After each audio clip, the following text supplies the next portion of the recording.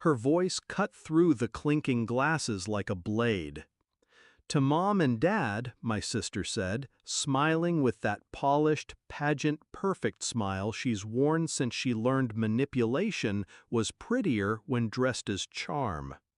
"For raising an only child." Silence. A pause, deliberate. My mother laughed lightly. My father nodded, amused. And I stayed very still. No one at that table turned to me. Not my parents, not my sister, not the husband she stole from me. Hashtag. Before. I used to think betrayal was loud, shouting, slammed doors, ugly words. It's not. It's quiet, slow, like water wearing down stone until you don't recognize what's left. Sophie, my sister, was my shadow growing up. I thought that meant closeness. She mirrored my choices, my clothes, my hobbies, even my friends.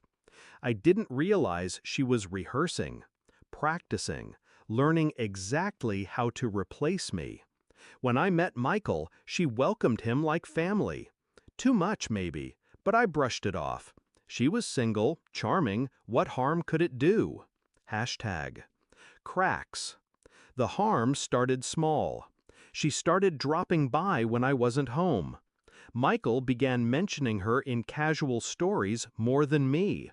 She gave him gifts on his birthday before I could. And then, one evening, Michael came home with a scarf I didn't own. Sophie's. He swore she left it after visiting. Sophie laughed when I asked. I smiled at both of them, pretended I believed it. But that's the thing about smiling, you can hide anything behind it. Hashtag. The evidence. I didn't catch them in bed. I didn't need to. A friend sent me photos. Sophie and Michael holding hands in the corner booth at a wine bar I'd introduced them to. His tie undone, her lipstick smudged. They looked happy. I felt nothing. The nothing was my warning.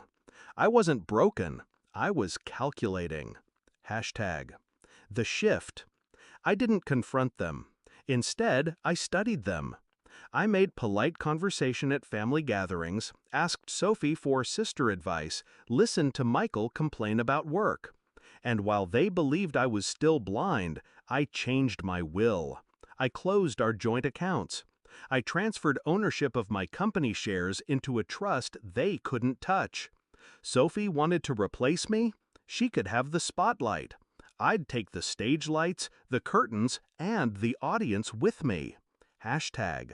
The setup. When our parents' 40th anniversary came, I called Sophie. Told her I'd booked the restaurant, ordered the cake, planned the speeches. She offered to give a toast. I insisted. Michael was invited, of course, by me. I wanted him there. I wanted his eyes on me when the curtain fell. Hashtag. The night. The room smelled of roses and champagne. Family and friends filled the space, laughter echoing against the walls. I was seated between an aunt who gossiped and an uncle who drank too much. Perfect camouflage. Sophie arrived in white silk, glowing like a bride. Michael followed in a suit I'd bought him years ago. They didn't sit together, but their eyes kept finding each other. Little glances, little tells. Midway through dinner, Sophie stood with her glass. "To Mom and Dad," she said sweetly, "for raising an only child." Gasps, a few awkward chuckles. My mother raised her glass, eyes soft. My father smiled. Michael's lips twitched, almost a smirk. Hashtag. The strike. I stood, slow. The sound of my chair scraping against the floor pulled every eye in the room. "That's funny," I said, lifting my own glass, "because I could have sworn I had a sister." Sophie's smile faltered. I reached into my bag and pulled out a small stack of printed photographs. Michael and Sophie at the wine bar, at his apartment, at a hotel. I laid them on the table in front of my parents. The room went dead quiet. "I thought tonight was about family," I said evenly, "but apparently some of us have different definitions." Sophie's face flushed red. Michael shifted in his seat, jaw tight. "Oh, and before anyone worries about inheritance," I added, still calm, "I've already updated my will. Every cent of my estate is going to charity. The trust is sealed. The business sold. So if anyone here was planning on replacing me, they'll find the role comes without benefits." Hashtag the fallout. My mother stared at Sophie, betrayal etched deep.